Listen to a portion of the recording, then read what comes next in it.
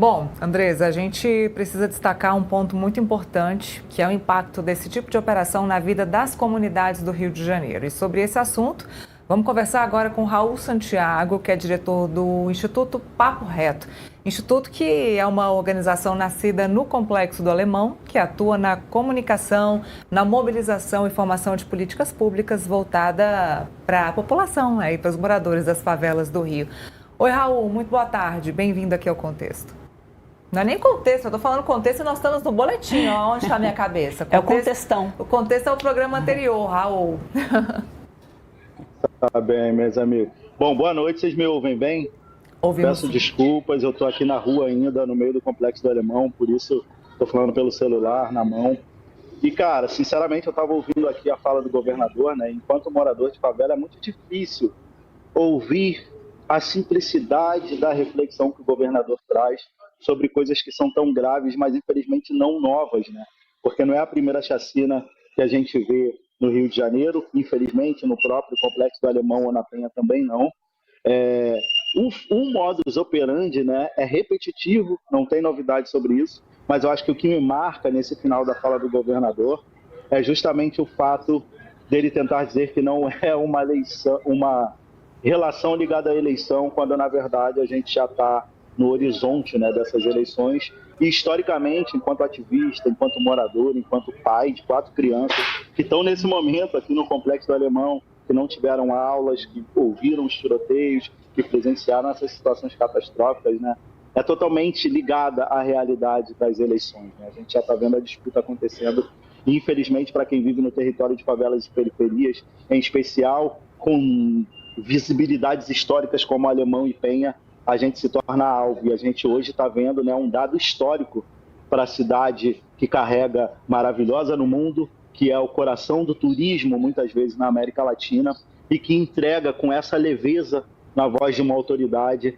a execução de 64 vidas, né? Que a gente não sabe ainda quem são essas pessoas, entre elas, inclusive, tem policiais, tem moradores, a gente tem ao menos quase 100 pessoas presas, que o governador bota, né, em espaços diversos para alegar que aquelas pessoas elas são envolvidas com algumas questões ilícitas, então é muito grave. Eu acho que o que eu queria trazer para vocês aqui, nesse olhar de quem está entre as armas, né, enquanto morador, enquanto pai, enquanto ativista, é que além dos pedidos de socorro por conta dos corpos alvejados e mortos, mas também de pessoas feridas e que não perderam as suas vidas, existem muitas outras coisas em torno que acontecem. Então, por exemplo, hoje a gente recebeu como pedido de socorro pessoas, em especial idosas, com taquicardia, princípio de infarto, porque está vivendo essa guerra na prática. A gente tem idosos que se machucam tentando correr para se proteger, ou na rua ou em algum cômodo da sua casa. A gente tem pedido de socorro de mães, de crianças, no geral, mas também crianças PCDs, crianças autistas, que acabam tendo ataque de epilepsia. Agora, deixa eu te pontuar uma coisa então, que o governador falou aqui para a gente, que não teria como você fazer esse tipo de operação sem ter, né, baixas, é o que ele coloca, né? Como é que você vai, se você não faz o enfrentamento, há críticas, se você faz, também há críticas. Na sua avaliação, né, na tua experiência, aí, como é que se poderia fazer esse tipo de operação, sendo que os policiais foram recebidos com, né, os traficantes estavam fortemente armados e eles já foram recebidos, os policiais, de uma forma bastante violenta. Qual que seria a alternativa, então, para essa operação? Bom, eu acho que tem várias reflexões aqui a serem feitas, né? A principal delas é o que não fazer. Porque se em 2010 a gente tem, há 15 anos atrás, uma mega operação que ocupa o Alemão e a Penha, e 15 anos depois a gente ainda tem esses jovens com essa vasta quantidade de armas, né, efetuando esses disparos, as duas forças trocando tiro e se executando entre si, nós moradores no meio, mostra que isso não traz solução, nem há 15 anos atrás, nem agora, chegando ao ápice, né, histórico da nossa realidade, com 64 pessoas executadas, e isso sendo visto como algo de sucesso, né? O que é grave, o que é preocupante numa cidade global. Mas vamos lá, qual seria a alternativa, então? Outro ponto, o custo, tem um projeto, tem uma pesquisa do Centro de Estudos de Segurança e Cidadania, que avalia o custo da proibição, né, das guerras, etc. E a gente beira ali na casa de 2 a 4 bilhões de reais, né, anuais, em algumas grandes capitais, como Rio e São Paulo. Eu acho que a gente tem que tentar fazer outras coisas, investir, obviamente, em inteligência, e é impossível ver inteligência numa ação como a de hoje, né? É preciso criar estratégias que façam o monitoramento sem ser na favela como resultado final. Precisa trabalhar o pré, precisa trabalhar o antes, precisa investir em educação, precisa investir em qualidade e dignidade de vida para essas pessoas. Porque o que fica de final, de saldo desse dia, eu acho que para exemplificar um pouco mais para você e voltar para essas soluções, é que a operação ainda está acontecendo, mas quando ela acaba, as pessoas elas saem para a rua com vassoura e balde de água e começa a acontecer o que a gente chama de rios de sangue, para limpar as suas portas, mães tapando os olhos das crianças, etc. Fica semeado uma descrença, uma revolta, um medo tão complexo, sacou, que a sociedade inteira perde quando você ignora que da favela para dentro, e quando a gente olha Alemão e Penha, a gente está falando de ao menos 300 mil pessoas impactadas, né?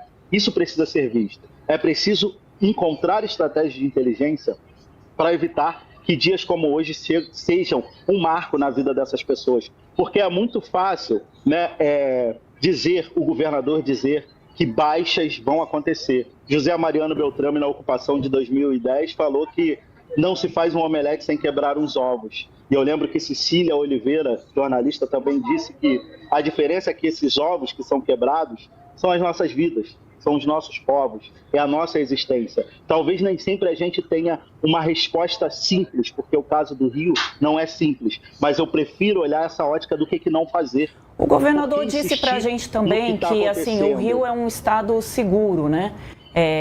Diz que fez uma comparação com São Paulo, com Londres, e disse que é uma região segura, que tem aumentado o número de turistas.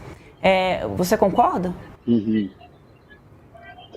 Depende. Eu acho que essa fala é muito boa. Antes dessa fala, ele também acabou de subir uma live dizendo que as pessoas podem ficar tranquilas para voltarem para as suas casas, que o transporte está sendo restabelecido, que ele está conversando com as concessionárias. Eu acho que isso diz muito sobre o olhar do governador, sobre uma cidade como a nossa, onde se a gente subir um drone em qualquer lugar dela nesse momento, a gente vai ver muita favela. Aqui a gente vive numa grande favela chamada Rio de Janeiro, com algumas bolhas de privilégio.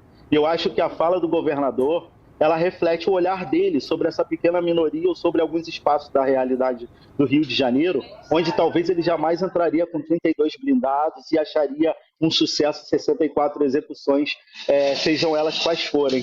Então, assim, a minha pergunta eu devolvo para os moradores e para a sociedade do Rio de Janeiro e do Brasil como um todo, e até para os turistas.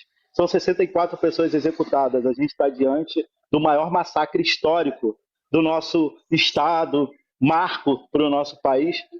Vocês se sentem mais seguros? Porque, assim, o crime não vai acabar hoje, né? A corrupção existente na nossa sociedade não resolve. A guerra não é a solução. Eu vivo há 36 anos essa realidade no Complexo do Alemão.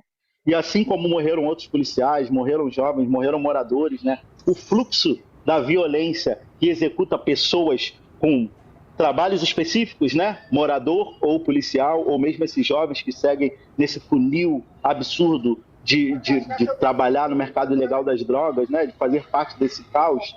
No final, somos sempre as mesmas pessoas. O que a gente faz, e aí eu estou falando de solução, microsolução, o Instituto Papo Reto ele trabalha com educação, arte, cultura, formação, comunicação, organização de pessoas.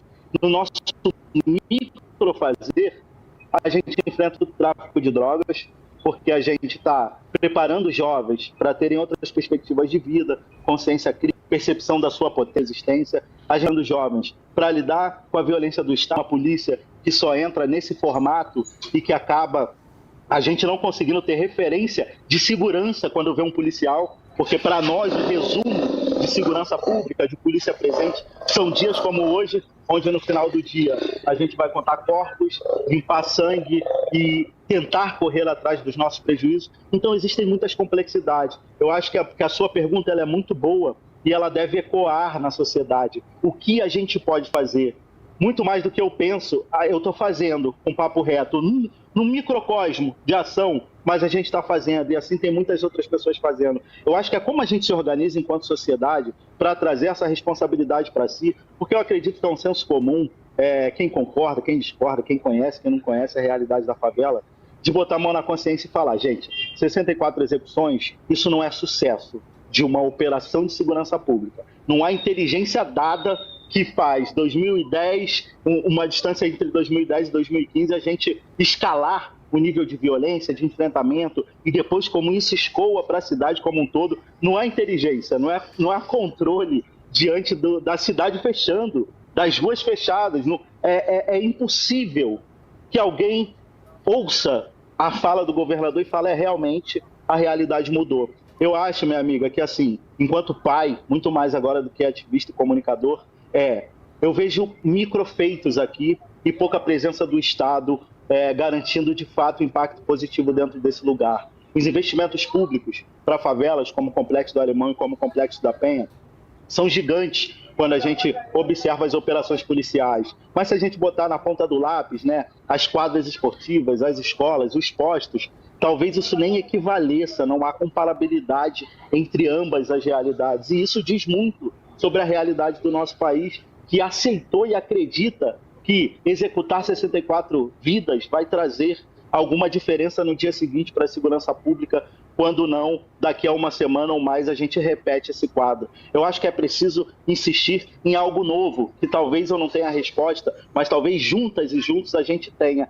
Eu acho que o que não pode é a gente aceitar com plenitude que a execução de 64 pessoas e um vídeo do governador dizendo que, olha, já podemos voltar à normalidade, o transporte está reestruturado e a vida segue. Após a cidade fechar, as ruas fecharem, 64 vidas serem ceifadas, a gente viu há 1 ou 2 dias atrás aí a guerra entre as próprias facções no Chapadão. Tem um contexto ali tão complexo que o meu questionamento para a sociedade é: não dá para aceitar com passividade e tranquilidade esse discurso de que acabamos de construir uma nova forma de garantia de segurança pública. Isso se repete desde quando eu era criança, agora com 36 anos, agora como pai. O que me dói enquanto pai, se eu puder compartilhar com você esse momento, meus filhos e minha filha, a mais velha tem 17, o mais novo tem 8.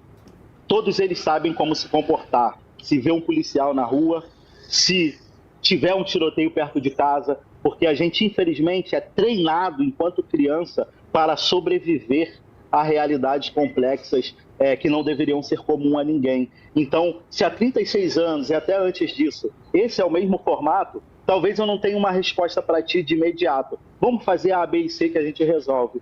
Mas está dado o que não fazer.